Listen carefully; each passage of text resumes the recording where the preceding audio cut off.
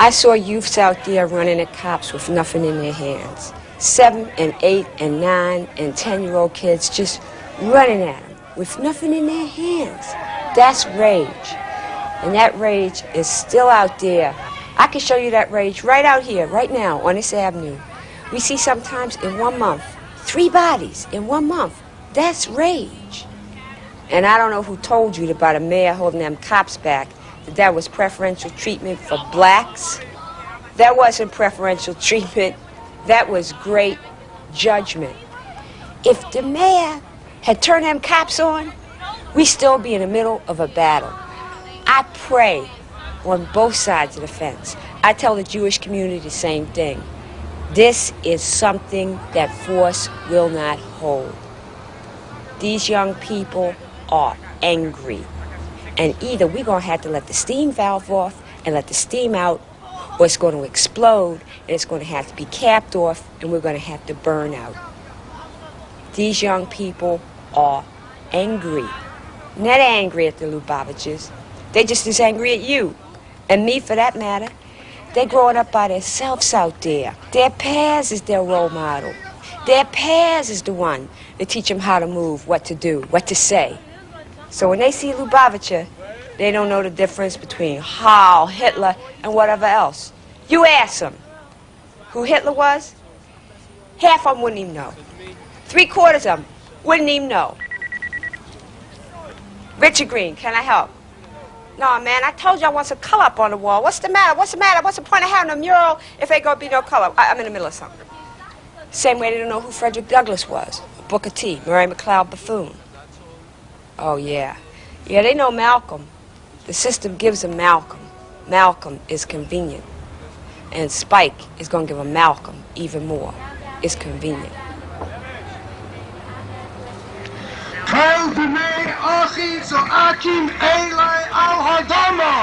My brother's blood! My brother's blood cries out from the ground. Let me make it clear to you why I'm here and why you're here. In August of 1991, as we have all heard before today, my brother was stabbed in the streets of Crown Heights for no other reason than that he was a Jew. The only miracle is that my brother was the only victim who paid for being Jewish with his life. When my brother was surrounded, each and every American was surrounded. When my brother was stabbed 4 times, each and every American was stabbed 4 times. And when my brother bled to death in the streets of this city, and the medicos stood by and let him bleed, it was the gravest of indictments against this country. 1 person out of 20 gutless individuals who attacked my brother has been arrested. I, for one, do not believe that it is beyond the capabilities of the New York police to arrest others. Let me tell you, Mayor Dinkins. Let me tell you, Commissioner Brown. I'm here. I'm not going home until there is justice.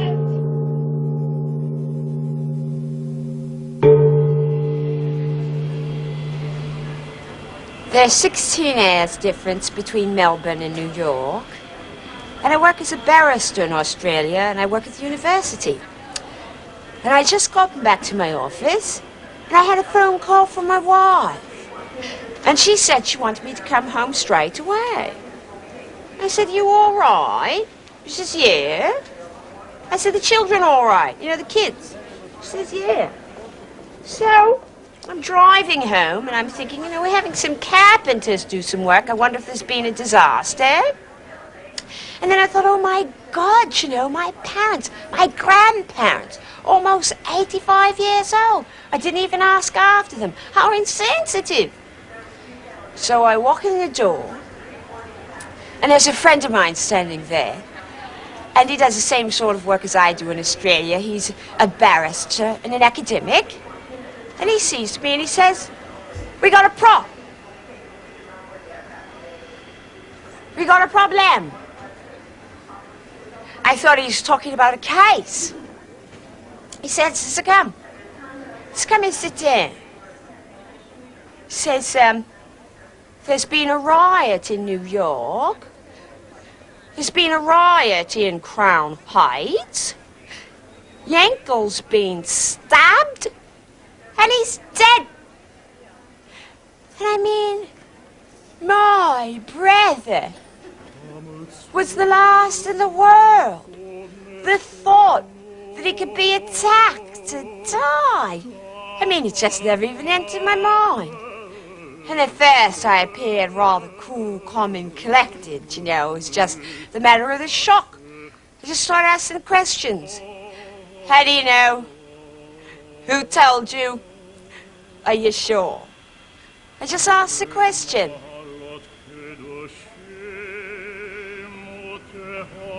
Are you sure?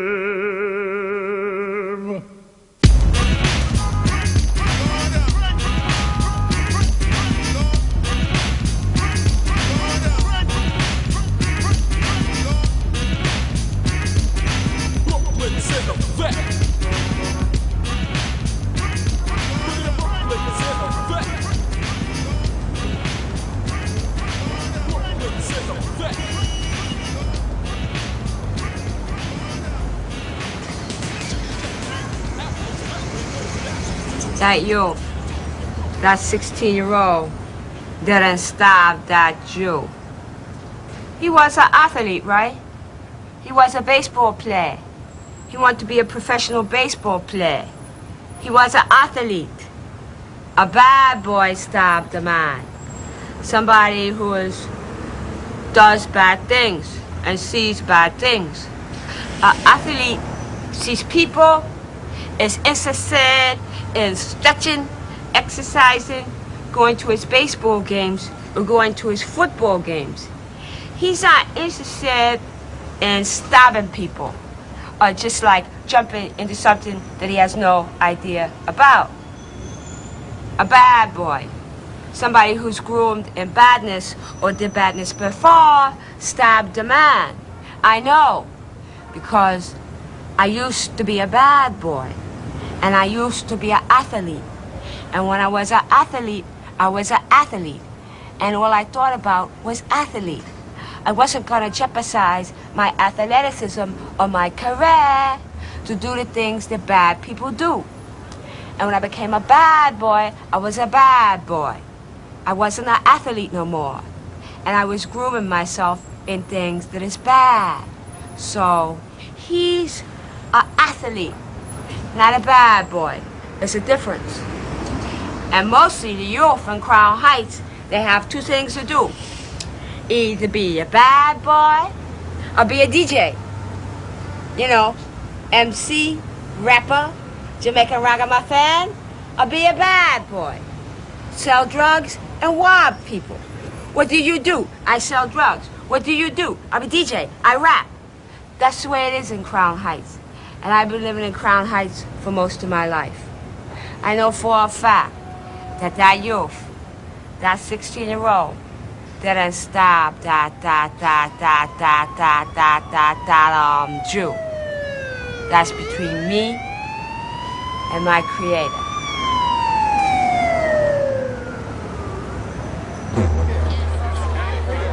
A Brooklyn jury today acquitted 17-year-old Lemrick Nelson Jr. on all counts in the murder of Yankel Rosenbaum. Rosenbaum, a Hasidic rabbinical student from Australia, was fatally stabbed in a mob attack during the racial violence that erupted in Crown Heights, August 1991. Following the acquittal, the Hasidic community took to the streets. Norman Rosenbaum, Yankel's brother, led hundreds of angry Jews to the steps of City Hall. Heard before, he better hear now. Jewish blood is not cheap. Later that night, more than 1,000 Hasidim gathered on Eastern Parkway for a rally outside the Lubavitch headquarters in Crown Heights. Scattered clashes between blacks, Jews, and police continued through the night. I was at the trial most every day.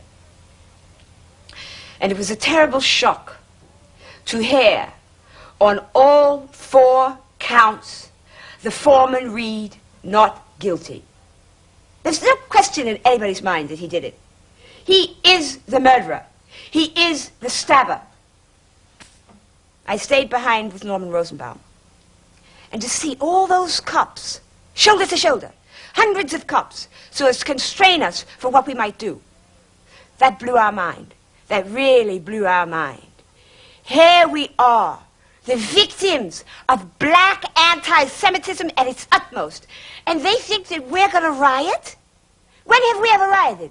Okay? What is at issue here is Yankel Rosenbaum and the 80 hours of pogrom that were Crown Heights. What is at issue here is that an individual walked the streets and was victim of a biased murder, and the mayor of the city of New York stands idly by and gives some half-mouthed excuses about upholding the system, etc., and laughs at us in our pain and our agony when we demonstrated in a legal manner, upholding and prescribed by the Constitution of the United States, when we went and expressed by speech, not with bricks, not with bottles, not with guns, not with knives. We expressed our dismay at the verdict, and we filed suit for the victims for the lack of protection for 80 hours. And the mayor goes to war with us over what? He threatens us with a backlash? You better shut up or the blacks are going to get you? That is totally unacceptable. It's totally unacceptable. He's digging a hole deeper for himself because he's no more mayor of the city of New York as far as it is concerned. He's mayor of Afro-Americans of New York. And then to laugh at us and to say that we have to accept the jury system when there is not one case where he accepts the jury system when it attacks African Americans. And then for the jury to have a party with the murderer that they've just acquitted. What kind of business is this? But I have a bigger question. All that the liberals have said all these years, that we have to cater to the Afro-Americans because they have their rage. Well, the whites are getting it now. It's a two-way street. This could lead to a civil war. Is Los Angeles anything less than a civil war? We discourage the use of firearms, but there's an element here.